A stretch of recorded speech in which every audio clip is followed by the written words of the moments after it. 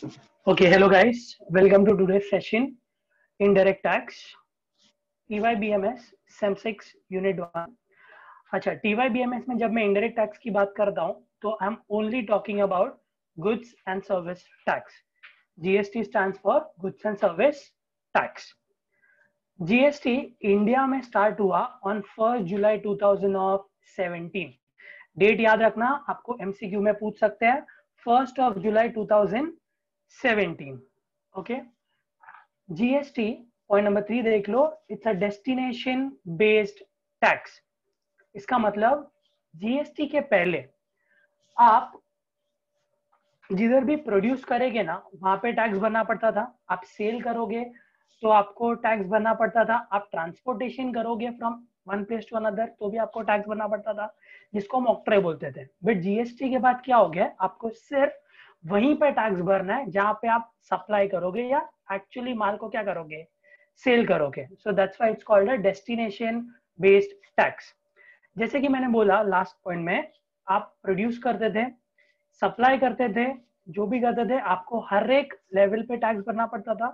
But GST में आप कितना भी प्रोडक्शन कर लो, पूरा वेयरहाउस भर लो, उससे आपको कोई भी टैक्स नहीं भरना. जब तक आप क्या नहीं करोगे, एक्चुअली सेल नहीं करोगे, सप्लाई नहीं करोगे, यू वोंट हैव टू पे any tax. Therefore GST is a tax on supply. अच्छा, आपको एमसीक्यू में पूछ सकते हैं, GST is a tax on dash, demand, supply, ऐसे अलग अलग आपको ऑप्शन देंगे, तो आपको याद रखना है it's a tax on supply.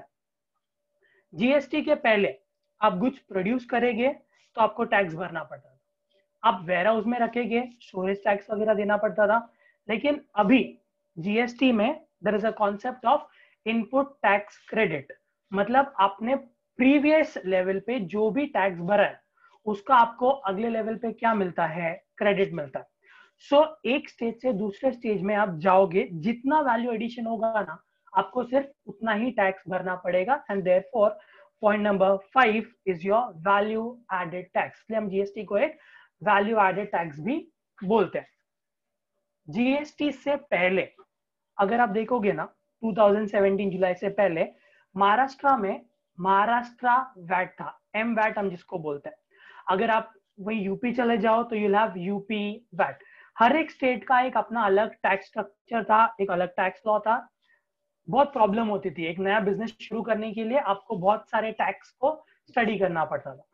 तो ये सारे बैरियर्स निकालने के लिए गवर्नमेंट जीएसटी लाई है. They have got one nation one tax. अब आप कश्मीर से कन्याकुमारी तक, महाराष्ट्र से बंगाल तक कहीं भी चले जाओ, आपको सिर्फ और सिर्फ एक ही टैक्स भरना है, which is your goods and service tax, called as one nation one tax. Now पूरे इंडिया में एक ही टैक्स है, बट हर एक स्टेट में गवर्नमेंट को तो पैसा लगेगा. तो उन गवर्नमेंट्स को पैसे कैसे मिलेगा, तो इंडिया ने क्या किया है, they have adopted a dual nature of GST. मतलब इसका मतलब क्या है, उन्होंने सिर्फ एक ही जीएसटी नहीं, they have divided GST into two parts. एक आपका सीजीएसटी, एसजीएसटी और यूटीजीएसटी है, और दूसरा आपका आईजीएसटी. नाउ सीजीएसटी मतलब central goods and service tax, उसका पूरा पैसा गोज टू सेंट्रल गवर्नमेंट. अच्छा, SGST state goods and service tax, पूरा पैसा उस स्टेट को जाता है. वैसे अगर स्टेट के जगह पे कोई यूनियन टेरिटरी हो गई, union territory goods and service tax, the entire collection goes to the union territory. IGST ध्यान से सुनो, it's not inter goods and service taxes, integrated. आपको एमसीक्यू में पूछ सकते हैं, IGST stands for dash, it is integrated goods and service tax. Sir हमको कैसे समझेगा कि सीजीएसटी, एसजीएसटी, आईजीएसटी चार्ज करेंगे, तो यहाँ पे एक इस डायग्राम पे देख लो, हाउ टू डिसाइड आईजीएसटी और CGST plus SGST. Very simple. अगर आपका जो ट्रांजैक्शन है, सप्लायर और बायर दोनों सेम स्टेट में है, सेम स्टेट में, it is called as an intra state transaction. और इंट्रा स्टेट ट्रांजैक्शन में आप चार्ज करेंगे सीजीएसटी और एसजीएसटी. सिमिलरली अगर आपके सप्लायर और बायर दो अलग स्टेट में, if they are in different states, तो उसको हम बोलते हैं इंटर स्टेट ट्रांजैक्शन. और इस केस में यू ओनली चार्ज आईजीएसटी. आप सिर्फ क्या चार्ज करोगे, आईजीएसटी. इंडिया में फिलहाल सारे प्रोडक्ट्स पे, all your goods and services पे जीएसटी लगता है, but there are some item जिसको अभी तक जीएसटी के नेट में लाया नहीं है। ऐसा नहीं है कि वो कभी नहीं आएगा, बट अभी तक they are not under GST. You have to remember this, ये भी आपको याद रखना है। 5 products, petroleum crude, motor spirit, high speed diesel, natural gas, aviation, turbine fuel, ये 5 स्पिरिट्स हैं जिसको अभी तक हमने जीएसटी के नेट में नहीं रखा है। ह्यूमन कंजम्पशन के लिए alcohol, remember this, alcohol for industries, अगर मेडिसिन में या इंडस्ट्री वगैरह में कहीं पे यूज हो रहा है तो उस पर जीएसटी लगेगा। ह्यूमन कंजम्पशन के लिए अगर अल्कोहल है तो उस पर अभी तक जीएसटी एप्लीकेबल नहीं है, उस पर अभी भी वैट चार्ज होता है। And if it's an immovable property, जिसको आप एक जगह से दूसरी जगह ले नहीं जा सकते हो, तो उस पर अभी तक जीएसटी लगता नहीं है। अच्छा, CGST, central goods and service tax, state goods and service tax, ये तो ठीक है। सर ऐसी कौन सी यूनियन टेरिटरीज है जहां पे यूटी जीएसटी चार्ज होता है? तो वो यहाँ पे हमने लिस्ट में दी हुई है, ये आपको याद रखनी है। Andaman and Nicobar islands, Chandigarh, Dadra and Nagar Haveli, Lakshadweep island, Daman and Diu. Remember, Delhi is a union territory, Puducherry is a union territory, पर वो ये लिस्ट में इंक्लूडेड नहीं है because they have made their own GST law और वो एसजीएसटी चार्ज करते हैं, दिल्ली एंड पुडुचेरी। याद रखना, कहीं पे आप नोट कर लो अपने पेन पेंसिल से, बिकॉज ये भी आपको एमसीक्यू में पूछ सकते हैं। Right, let's go to the next slide. अच्छा, टैक्सेस सब्ज्यूम्ड अंडर जीएसटी। अभी ऐसा नहीं है कि जब जीएसटी नहीं था तो इंडिया में कोई भी इनडायरेक्ट टैक्स चार्ज नहीं करते थे। India had a lot of indirect tax, पहले हम बहुत सारे इनडायरेक्ट टैक्स भरते थे, तो जीएसटी ने इन सारे टैक्सेस को सब्ज्यूम किया। It has taken over all the different taxes. Now remember, पहले के जो इनडायरेक्ट टैक्सेस थे ना, वो 2 अलग पार्ट्स में डिवाइडेड थे, सेंट्रल टैक्स और स्टेट टैक्स। सेंट्रल टैक्स जिसका पूरा का पूरा पैसा जाता था सेंट्रल गवर्नमेंट को, which is headed by Narendra Modi, और स्टेट टैक्स जाता है उस स्टेट के गवर्नमेंट को। नाउ एक ही प्रॉब्लम है, या you can say that it's very very very important, you have to remember कि कौन से टैक्सेस सेंट्रल वाले हैं और कौन से टैक्सेस स्टेट वाले हैं। क्योंकि एग्जाम्पल, एक क्वेश्चन आता है, dash tax was subsumed under GST, तो वहां पे आपको स्पेसिफिकली याद रखना है कि central excise duty, duties for excise, additional duties of excise, these are all central taxes. ये सारे सेंट्रल टैक्सेस थे जो सब्ज्यूम हुए हैं। Similarly state VAT, central cess tax, luxury tax, entry tax, entertainment and amusement tax, ये सारे state वाले tax है जो जीएसटी में सब्ज्यूम है। आप इसको इंटरचेंजेबली यूज नहीं कर सकते हो, this can not be interchange, it has to be center का सेंटर में ही लिखना है और स्टेट का स्टेट में ही लिखना है। Right, please remember, you have to be very very very precise when you are going through this details. आप प्लीज ये ध्यान से याद रखना। Moving on. अच्छा, इंडिया में जीएसटी आया है तो किसी ने तो लाया होगा। इंडिया में जीएसटी लाने की पूरी responsibility was given to the GST council. Now GST council के मेंबर्स कौन है वो ही आपको याद रखना है, एमसीक्यू के लिए वो ही रेलेवेंट है। नाउ रिमेंबर, एक काउंसिल है तो काउंसिल में there is a chairperson, there is a vice chairperson and there are members of the council. Chairperson कौन होता है? The union finance minister. किसका? कंट्री का, इंडिया का। रिमेंबर, आपको नाम नहीं लिखना है, who is the finance minister at that particular point in time, वो आपको नहीं लिखना, you have to just give them the designation कि union finance minister is the chairperson of the GST council. अच्छा, अभी just for information it is miss Nirmala Sitharaman, but you remember this very clearly कि you have to just give them the designation. Union finance minister के अलावा GST council में दूसरा है आपका union minister of state in charge of revenue और finance. उसके अलावा बिकॉज जीएसटी सारे इंडिया के लिए एप्लीकेबल है तो it has representation from all the states. The minister in charge of finance और टैक्सेशन, या फिर कोई एनी अदर मिनिस्टर, कोई भी ऐसा मिनिस्टर जिसको स्टेट गवर्नमेंट क्या करती है, nominate, will act as a member of the GST council. अच्छा, यहाँ पे एक बात याद रखनी ऐसी है, चेयरपर्सन फिक्स है, it has to be the union finance minister, लेकिन vice chairperson is decided from among the members of the GST council. वो ऐसे फिक्स नहीं है, एवरी सिंगल टाइम जो मेंबर्स हैं वो आपसी सहमति से किसी एक बंदे को एज अ वाइस चेयरपर्सन क्या करते हैं, अपॉइंट करते हैं, डिसाइड करते हैं, and that particular individual acts as the vice chairperson. So remember, Union Finance Minister will be the chairperson. Members from each state will act as the members, and those members are going to select the vice chairperson of the council. Moving on.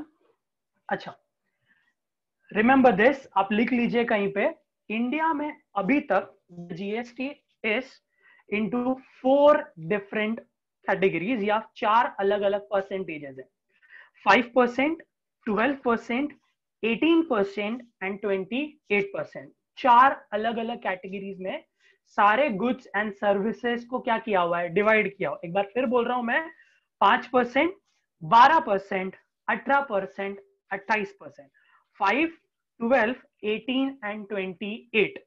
लेकिन the important point is, अगर आप GST भरना शुरू करते हो ना, तो there are a lot of regulations, बहुत सारे फाइलिंग्स होते हैं, रिटर्न्स होते हैं जो आपको साथ में करना पड़ता है।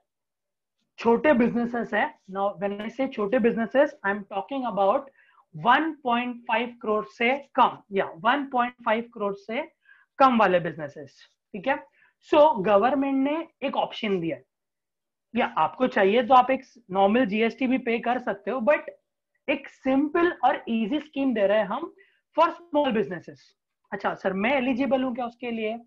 तो आपको चेक करना पड़ेगा। अगर आप सिर्फ किस में डील करते हो, गुड्स में, if you are only dealing in goods, पूरे साल का टर्नओवर, जिसको हम अग्रीगेट टर्नओवर बोलते हैं, उसमें क्या इंक्लूडेड है वो हम आगे देखेंगे। अभी फिलहाल के लिए, if your aggregate turnover is up to का मतलब उससे ज्यादा नहीं हो सकता है, 1.5 करोड़ या उससे क्या है कम, तो आप एक रेगुलर जीएसटी स्कीम को छोड़कर you can go for a composition scheme. अब इसके एडवांटेजेस क्या है, क्या फायदा है, वो हम आगे देखेंगे, बट अभी फिलहाल के लिए एलिजिबिलिटी कब होगी आपकी, if your annual turnover is up to 1.5 crore for goods. अच्छा सर, मैं सिर्फ है ना, सिर्फ सर्विसेज प्रोवाइड करता हूं गुड्स एंड सर्विसेज के लिए, तो आपका टर्नओवर लिमिट है वो अप टू कितना होना चाहिए, 50 लाख। नाउ ये 1.5 करोड़ या 50 लाख, दोनों में से मैं जो भी एलिजिबल हूं, वो जानने के लिए कि 1.5 करोड़ में क्या आना चाहिए या 50 लाख में क्या आना चाहिए, उसके लिए यहाँ पे आते हैं हम अग्रीगेट टर्नओवर। इंपॉर्टेंट, क्या क्या इंक्लूड करना है और क्या क्या एक्सक्लूड करना है।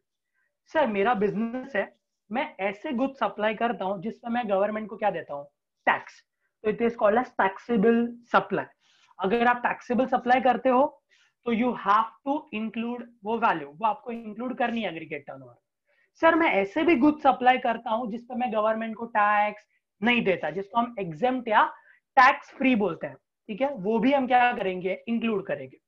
सर मैं इंडिया के बाहर एक्सपोर्ट करता हूं, तो एक्सपोर्ट भी हम क्या करेंगे, इंक्लूड करेंगे। मेरा ही एक बिजनेस महाराष्ट्र में है, मेरा ही एक बिजनेस गुजरात में है, मैं इंटर स्टेट सप्लाई कर रहा हूं, अपने ही एक बिजनेस को एक स्टेट से दूसरे स्टेट में भेज रहा हूं, पैसे चार्ज नहीं कर रहा, बट मेरे दोनों बिजनेस का पैन नंबर क्या है, सेम है, तो मैं उसको क्या करूंगा, इंक्लूड करूंगा। अच्छा, ये सारे इंक्लूड कर लिया, तो मुझे कुछ एक्सक्लूशंस भी दिया है। एक्सक्लूजन में, अगर आप कोई भी टैक्स अंडर रिवर्स चार्ज भरते हो, रिवर्स चार्ज, तो रिवर्स चार्ज में भरा हुआ टैक्स आपको क्या करना है, एक्सक्लूड करना है। मैं ऐसे नहीं बोला माइनस करना है, वो आपको लेना ही नहीं है, टू जस्ट इग्नोर करना है उसको, माइनस नहीं करना है, याद रखो, you don't have to deduct, आपको उसको एक्सक्लूड करना है।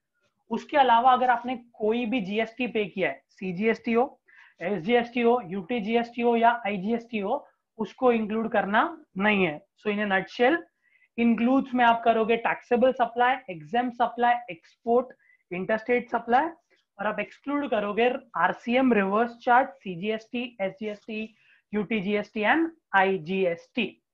ठीक है, ओके। एलिजिबिलिटी तो देख लिया, मेरा बिजनेस 1.5 करोड़ से कम ही कमाता है पूरे साल में, तो सारे के सारे बिजनेसेस एलिजिबल है कॉम्पोजिशन स्कीम के लिए? तो नहीं, गवर्नमेंट ने कुछ स्पेसिफिक बिजनेसेस बताए हैं जो कॉम्पोजिशन स्कीम के लिए अप्लाई कर ही नहीं सकते, इवन दो उनके साल का एग्रीगेट टर्नओवर 1.5 करोड़ से कम है। ओके, कौन से ऐसे स्पेसिफिक बिजनेस है? तो the first one, supplier of service. कोई भी बंदा जो सिर्फ और सिर्फ सर्विस प्रोवाइड करता है तो he can not go for composition scheme, उसको अलाउड नहीं है। बट एक्सेप्शन है, restaurant related services.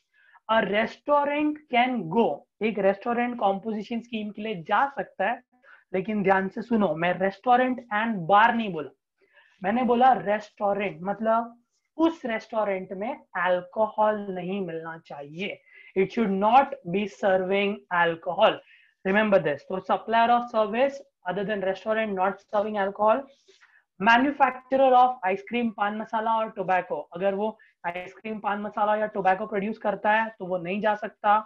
Casual taxable person या नॉन रेजिडेंट टैक्सेबल पर्सन, अभी के लिए सिर्फ याद रख लीजिए, आगे के चैप्टर में we will study in detail.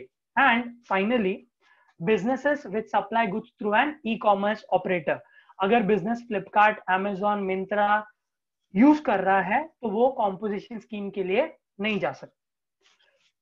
Starting of this chapter I told you कि 4 अलग अलग रेट्स है, 5%, 12%, 18%, 28%।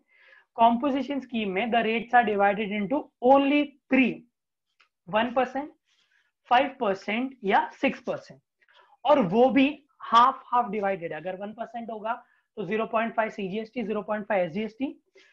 रेस्टोरेंट का अगर 5% है तो 2.5 2.5, और अगर कोई और सर्विस प्रोवाइडर है तो 3% and 3%। Remember this, composition scheme में सिर्फ यही क्राइटेरिया हो सकते हैं, manufacturer and trader of goods, restaurant not serving alcohol and other service providers. आपको एग्जाम में रेट दिया नहीं होगा, दे विल आस्क यू कि मैन्युफैक्चरर एंड ट्रेडर का कॉम्पोजिशन रेट क्या है, सो आपको याद रखना है, इट इज 1%। रेस्टोरेंट्स के लिए द कॉम्पोजिशन स्कीम का rate is 5% and for any other service provider it is 6%। अच्छा, आपको ऐसा भी पूछ सकते हैं कि अगर आपने एक बार कॉम्पोजिशन स्कीम लिया ना तो उसके कोई कंडीशंस है क्या? हाँ है। पहला कंडीशन, जैसे ही आप कॉम्पोजिशन स्कीम जाते हो ना तो you can not charge input tax credit. आप ये ITC नहीं ले सकते, मतलब आपने जो भी गुड्स खरीदा, परचेज करते वक्त जो भी टैक्स पे किया ना, उसका आपको कोई भी सेल करते वक्त क्रेडिट मिलेगा नहीं। आपको दोनों टाइम टैक्स भरना पड़ेगा, खरीदते वक्त भी और माल बेचते वक्त भी। दूसरा, you can not make inter state supply, मतलब आपका जो ज्योग्राफिकल एरिया है बिजनेस का वो लिमिट हो जाएगा। लाइक अगर आपने महाराष्ट्र में कॉम्पोजिशन स्कीम के लिए ऑप्ट किया है तो आप सिर्फ और सिर्फ महाराष्ट्र में ही गुड्स बेच पाओगे। You can not sell the goods in Gujarat और any other state. You can not sell any GST exempted goods. Composition scheme वाले कोई भी ऐसा गुड्स नहीं बेच सकते जिसमें GST भरना नहीं पड़ता। कलेक्टिव इंक्लूजन और ऑप्ट आउट, मान लीजिए आपके 2 बिजनेस वर्टिकल है, एक कपड़े की शॉप है और दूसरा आप पेट्रोल बेचते हो एग्जाम्पल। अगर आपको कॉम्पोजिशन स्कीम के लिए जाना है तो या तो आपको दोनों बिजनेस के लिए एक साथ कॉम्पोजिशन स्कीम लेना पड़ेगा, you have to go for collective inclusion, या फिर दोनों बिजनेस को आप कॉम्पोजिशन स्कीम ले पाएंगे नहीं। You either go in all in, collectively आपको अंदर जाना पड़ेगा, you have to go for all the businesses, या फिर आप सबको एक नॉर्मल GST स्कीम लेनी पड़ेगी। कॉम्पोजिशन स्कीम एक बिजनेस के लिए मैं लूंगा और दूसरे के लिए नहीं लूंगा, ऐसा अलाउड नहीं है।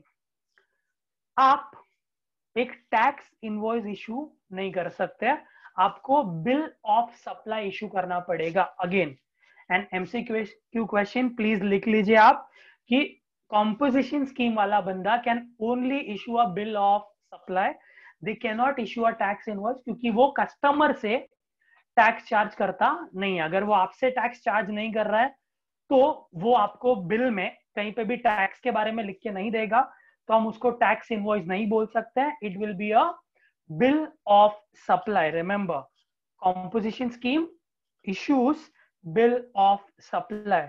तो सर अगर वो आपसे टैक्स लेता ही नहीं है तो वो गवर्नमेंट को टैक्स भरता कहां से है? He pays out of his own pocket. वो अपने जेब से जो भी है 1% या 5% है, that person will have to pay from his own pocket. वो अपने कस्टमर्स से चार्ज करेगा नहीं। Alright, okay. Next topic is mixed supply and composite supply. Now सबसे पहले मैं आपको कॉम्पोजिट सप्लाई के बारे में समझाता हूं and then will move on to mix supply. देखो, आप कभी भी एक 5 स्टार होटल में जाएंगे ना, तो एक रूम आपने रेंट किया, 5 स्टार होटल है, तो वहां पे लॉन्ड्री सर्विसेज आपको फ्री में देंगे। हाँ, वो बोलते फ्री में है, उसका चार्ज आपके बिल में होगा, बट दे टेल यू कि वो फ्री है। कल मैं एक 5 स्टार होटल में गया, मैंने बोला मुझे रूम रेंट नहीं करना, I just want to use the laundry services. Possible है? नहीं पॉसिबल है। अगर आपको 5 स्टार होटल का लॉन्ड्री सर्विस यूज करना है तो आपको वहां पे रूम क्या करना पड़ेगा? रेंट करना पड़ेगा। Room renting and laundry servicing are two different services जो वो अलग अलग आपको प्रोवाइड कर सकता नहीं है। एक कॉम्बिनेशन है जो आपको साथ में मिला है। It is a naturally bundled combination. वो अलग अलग करके they can not be separated. आपको बोलेगा कि नहीं आप सिर्फ लॉन्ड्री सर्विस अवेल कर लो, नॉट पॉसिबल। तो ऐसे सर्विसेज जो नेचुरली बंडल्ड है, जिसको आप अलग नहीं कर सकते हो, एक साथ ही प्रोवाइड करना पड़ता है, they are called as composite supply. अभी जो मेरा एग्जांपल था रूम रेंट करने वाला 5 स्टार होटल में, 2 सर्विसेज है, एक रूम रेंटिंग का और दूसरा लॉन्ड्री सर्विसेज का। जो रूम रेंटिंग था ना, जो मेरा मेन पर्पस था, उसको हम बोलते हैं प्राइमरी सर्विस, और जो लॉन्ड्री वाला पार्ट था उसको हम बोलते हैं एंसिलरी या सेकेंडरी सर्विस। तो याद रखना हमेशा, कॉम्पोजिट सप्लाई में there is a primary service and there is an ancillary service. Sir ये दोनों सर्विस पे जीएसटी किस पे चार्ज करेगी? जीएसटी तो under composite supply GST is always charge on the tax rate of the principal supply. Even though वो laundry का जो परसेंटेज है वो अलग हो सकता है, बट बिकॉज वो एक कॉम्पोजिट सप्लाई है, हम लोग जो जीएसटी भरेंगे that will be at the rate of the room rent. Remember this. तो मिक्स सप्लाई भी बहुत सिंपल है। कॉम्पोजिट सप्लाई में कैसे हो गया, नेचुरली बंडल तो अलग नहीं कर सकते। मिक्स सप्लाई में ऐसे नहीं है। मिक्स सप्लाई में let's say for example Diwali होती है, आप एक सेलिब्रेशंस का बॉक्स होता है, या फिर अभी बहुत सारे शॉप वाले खुद का अपना बॉक्स बना लेते हैं। उसमें स्वीट्स है, उसमें चॉकलेट्स है, उसमें ड्राई फ्रूट्स है, उसमें फ्रूट जूसेस वगैरह सब रखा है। If you go to a shop, आप ये सारी चीजें अलग अलग अलग अलग खरीद सकते हो। हाँ सर खरीद सकते हैं, बट दिवाली है, you want to gift somebody that box, तो आपने क्या किया है, एक पैकेज बना लिया। अच्छा, ऐसा कॉम्बिनेशन जो अलग भी खरीद सकते हो, बट उसको हमने एक साथ एक सिंगल प्राइस पे खरीदा है। नाउ द प्रॉब्लम इज वो बॉक्स में चॉकलेट्स है, chocolates 18% GST. Example, fruit juices है 5% जीएसटी। फ्रूट जूसेस पे सिर्फ कितना परसेंट है? 5% जीएसटी। ऑलराइट, अभी मैं पूरे बॉक्स पे 5% चार्ज करूं कि 28% चार्ज करूं कि 18% चार्ज करूं?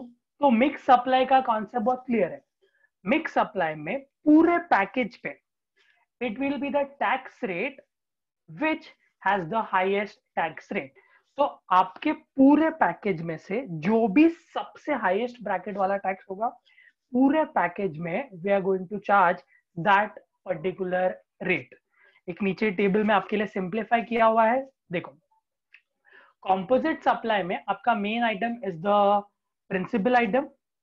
सिमिलरली मिक्स सप्लाई में the main item is item with the highest tax rate.